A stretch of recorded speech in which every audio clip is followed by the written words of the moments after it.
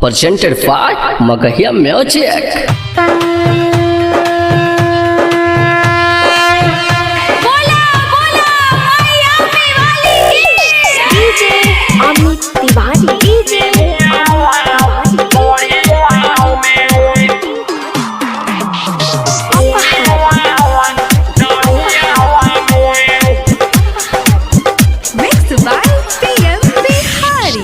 लाली चुनरिया लइहा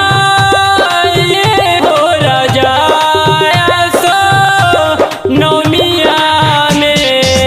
लाली चुनरिया लइहा ये हो राजा बाकी नौनिया में कि हम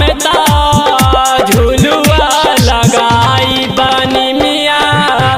गढ़िया में कि हम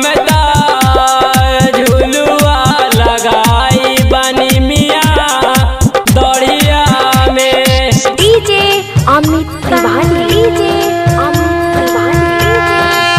बोला बोला मैया शारदा भवानी की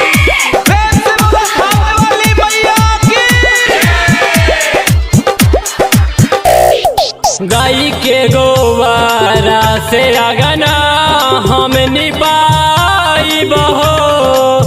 ओही ठैया माई के चौका भी पुराई बहो गाय के गोबारा से अगना हम निपाई बहो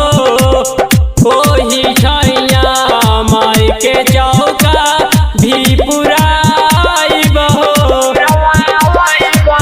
सुनरा फलवा धोके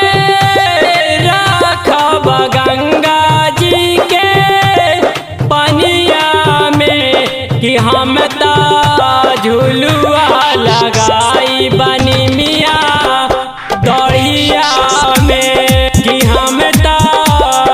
झुलुआ लगाई बनी मिया दढ़िया में डीजे अमित तिवारी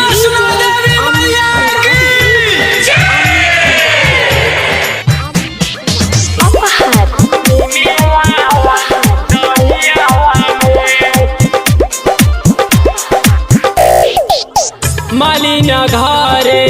जाके लाई बेड़ा हुल के फुलवा तीनों बेरा देवी माई हमारा झूली है झुलवा